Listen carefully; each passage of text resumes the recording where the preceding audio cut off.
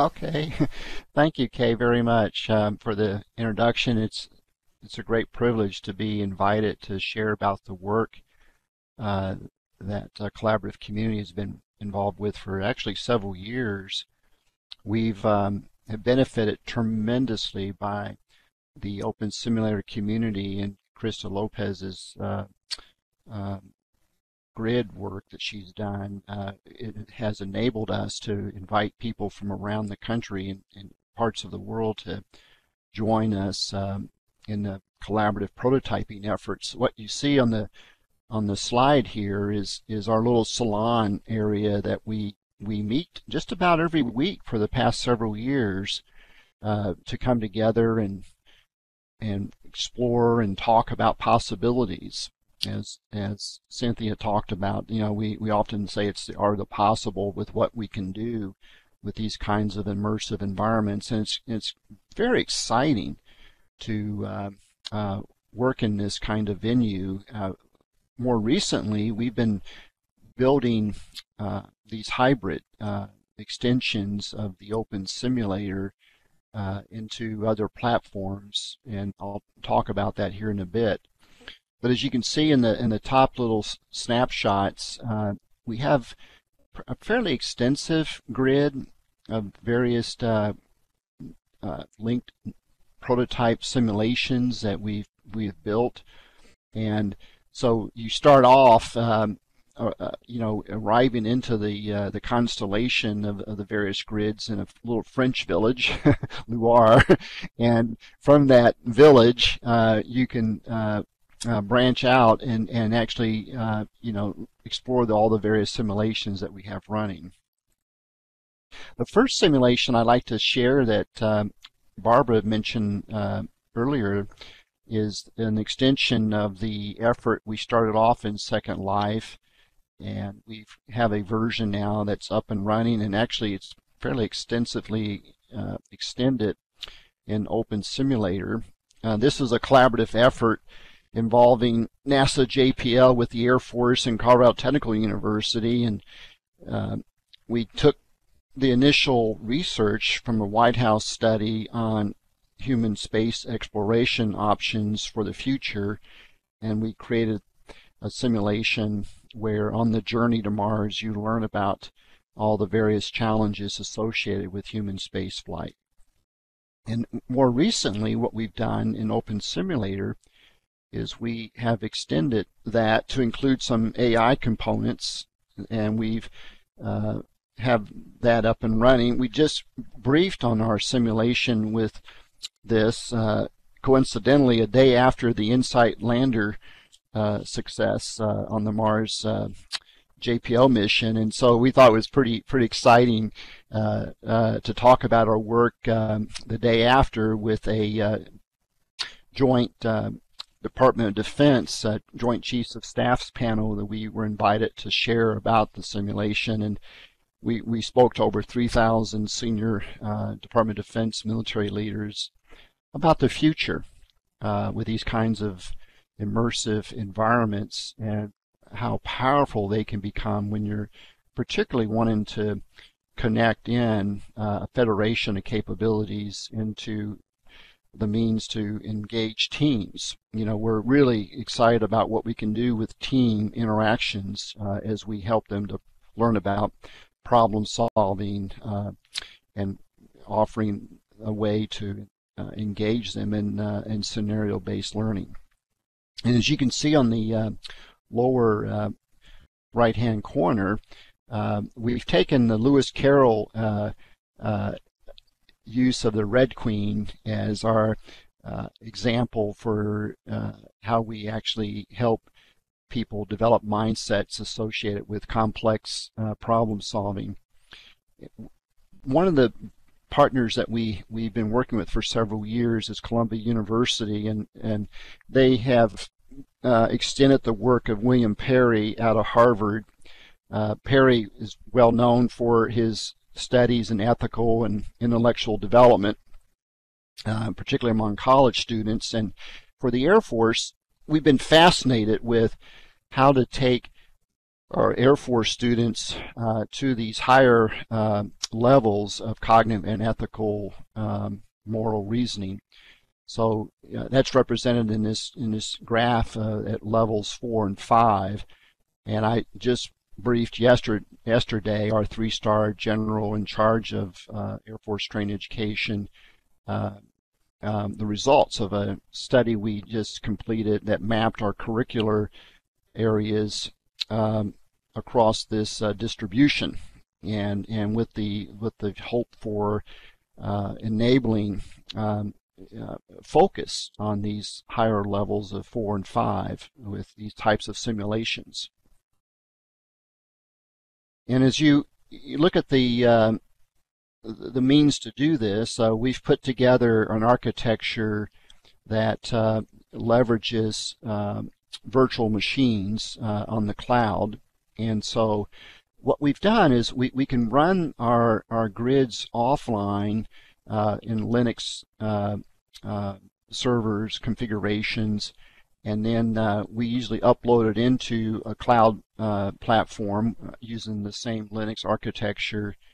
And this has given us tremendous flexibility. So a lot of the work that we've done has been put into play in Squadron Officer School for the Air Force, and some case studies with Air War College and Air Command and Staff College.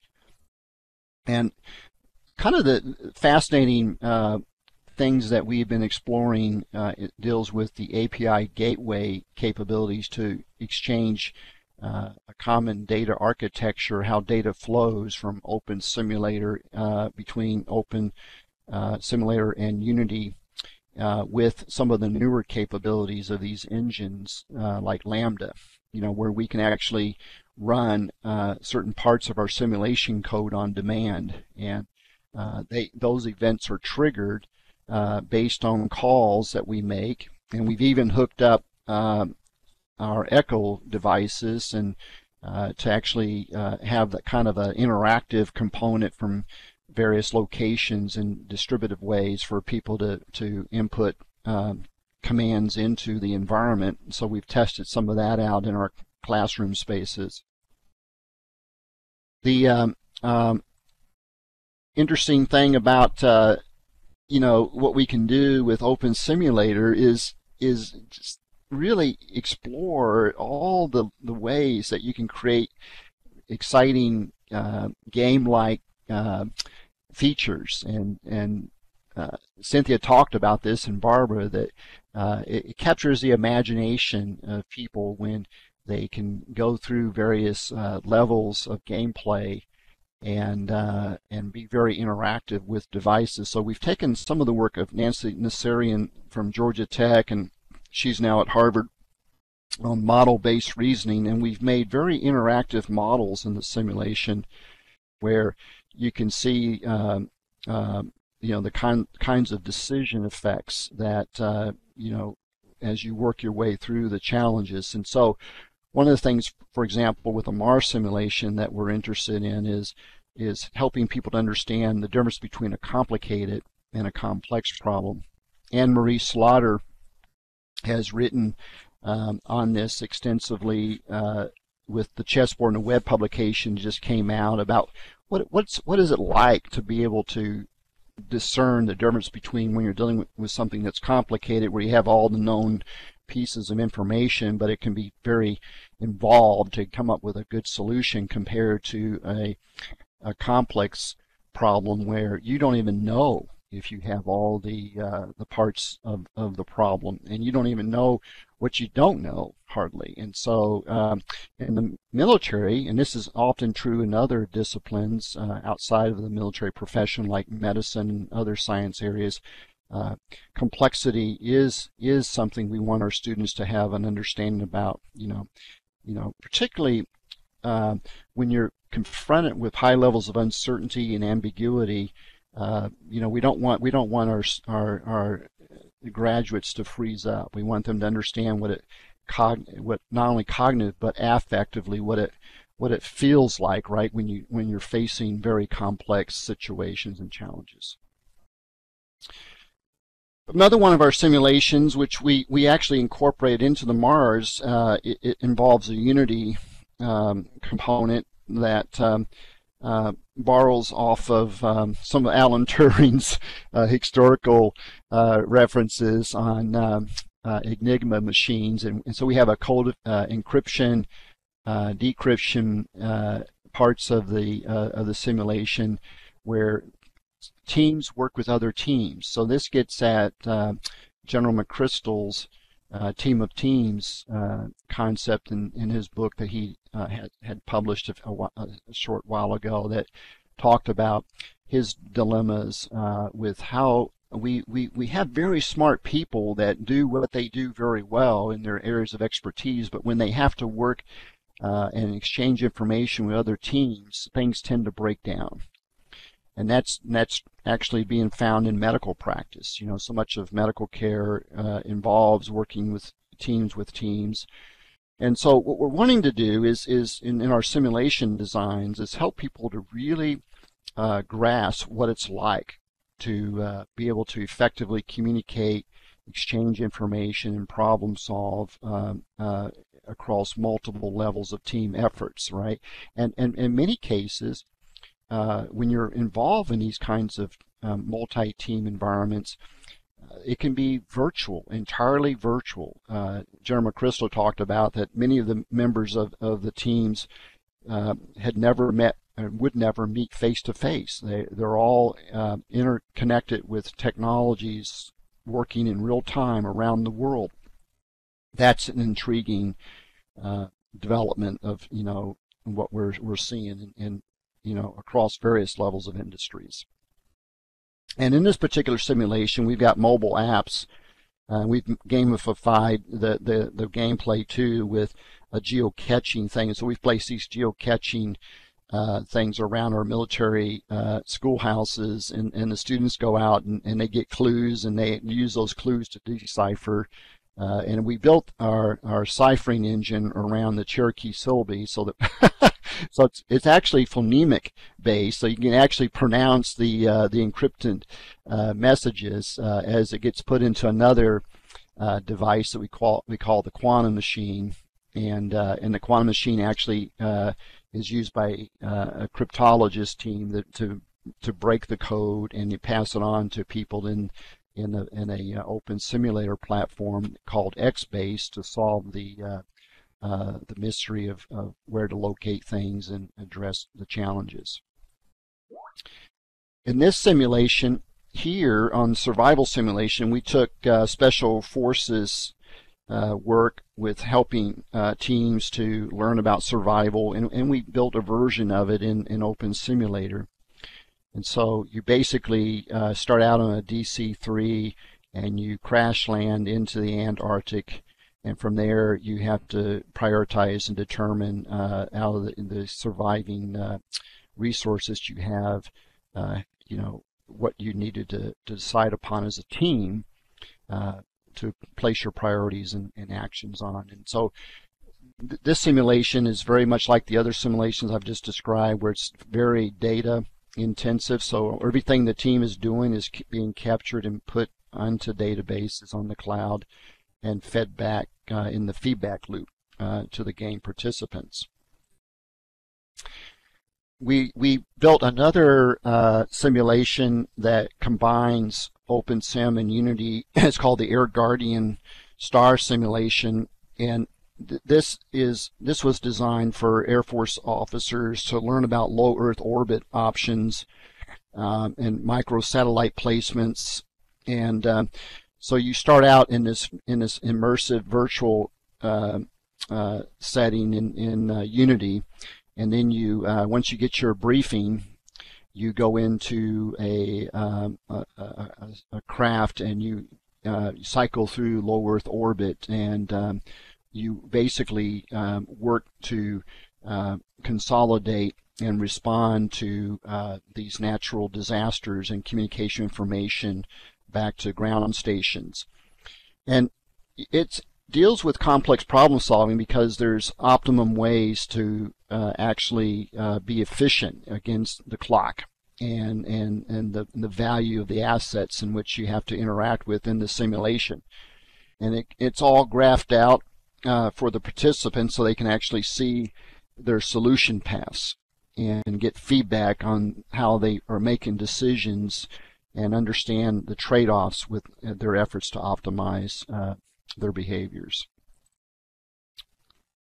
And this simulation on the Slippery Rock Falls deals with helping people to understand in a team environment the role played by their character strengths. So this builds off of the research that Peterson and Seligman at Penn State and Chesterton High that Cynthia talked about in the work with flow theory and research, and that as we work our way up those higher developmental levels associated with the Perry model, that where the kinds of reasoning that really is represented by those higher levels involves this really fascinating combination between moral, ethical reasoning and cognitive reasoning.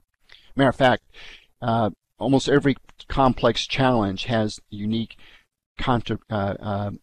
components of moral aspects with the cognitive aspects that people need to understand in a very discerning way. And so Slippery Rock Falls introduces team members to understand the importance of these character strengths, and they take the VIA survey that Penn State offers, and that information is used then to give them instruction as they problem solve together to work their way across those slippery rocks. So it's a whole lot of fun, and it's offered up a way for people to experience what it's like to depend on other members of a team.